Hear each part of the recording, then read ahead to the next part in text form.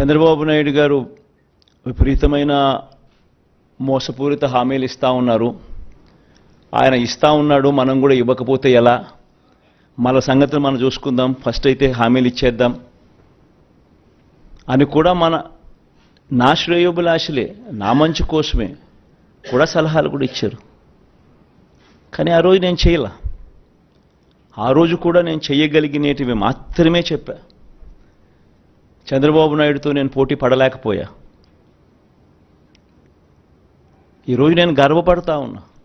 నాకు అధికారం 2014లో రాలేకపోయినప్పటికీ కూడా చరిత్రలో చరిత్రహీనుడిగా మిగిలిపోకుండా చేయగలిగినటివి మాత్రమే చెప్పి అవి మాత్రమే చెప్పి చేసి చూపించి మళ్ళీ ప్రజల దగ్గరికి ఈరోజు చరిత్రలో ఒక హీరోగా ఈరోజు ప్రజల దగ్గరికి వెళ్తున్నాం.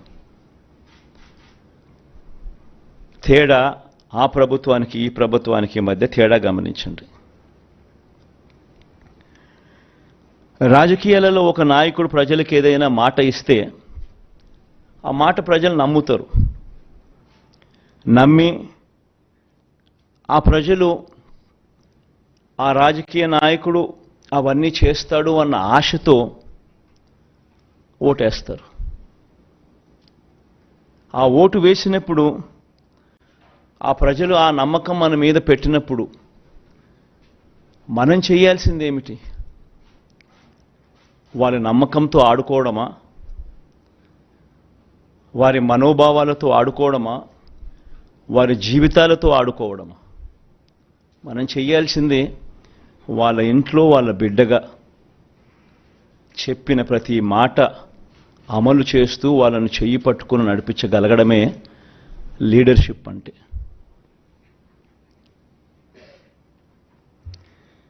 ఈరోజు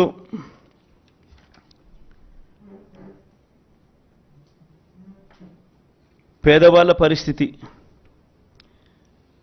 ఏమిటి, ఎలా ఉన్నారు,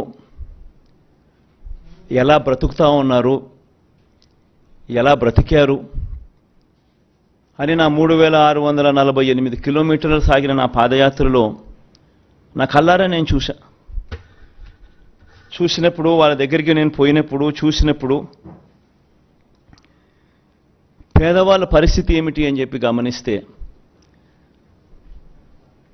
పిల్లలను చదివించలేని పరిస్థితి, చదివించాలని ఆరాటం ఉన్న తల్లులకు. ఎందుకంటే మొట్టమొదటగా కడుపు నిండితే తప్పనిచ్చి ఆ తర్వాతనే చదువులు గుర్తుకొస్తాయి. అలాంటి పరిస్థితుల నుంచి ఫీజులు కట్టలేక పిల్లలు చదువులు మానేసిన పరిస్థితి, పిల్లలు తమ తండ్రులు ఆ ఫీజులు కట్టలేని పరిస్థితిని చూసి పిల్లలు ఆత్మహత్యలు చేసుకున్న పరిస్థితి, ఇంజనీరింగ్ చదువుతా ఉన్న పిల్లలు.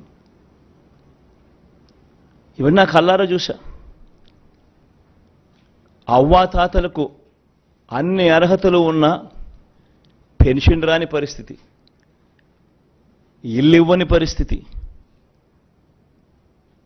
రేషన్ కావాలన్నా, మరుగుదొడ్లు కావాలన్నా సబ్సిడీ మీద ఇచ్చే లోన్లు ఇచ్చే అరకొర ఆ ఊర్లో ఇద్దరికో ముగ్గురికో ఇస్తా ఉన్న వాటికి కూడా ప్రతిదానికి లంచం లంచం లంచం, వివక్ష వివక్ష వివక్ష.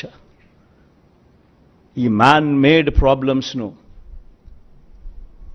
రాజకీయ నాయకులు సృష్టించిన ప్రాబ్లమ్స్ను, రాజకీయ పార్టీలు సృష్టించిన ప్రాబ్లమ్స్కు, ఈ ప్రాబ్లమ్స్తో వ్యవస్థలు ఎలా, ఈ వ్యవస్థల వల్ల ఎలా పేదవాడి బ్రతుకు అతలాకుతలమైందో నా కళ్ళారా చూశా. 2019లో మన పార్టీ అధికారంలోకి వచ్చినప్పటి నుంచి ఈ రోజు వరకు ప్రతి అడుగు కూడా నేను చూసిన ఆ సమస్యలకు సొల్యూషన్ వెతుకుతూ ఆ సొల్యూషన్ను మేనిఫెస్టోలో పెట్టి ఆ సొల్యూషన్ను తీసుకొస్తూ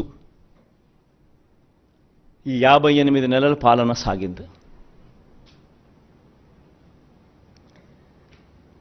కోవిడ్ లాంటి మహమ్మారి 2 సంవత్సరాలు పూర్తిగా రాష్ట్ర ఆర్థిక పరిస్థితులు అతలాకుతలమైన, రావాల్సిన ఆదాయాలు రాకపోయినా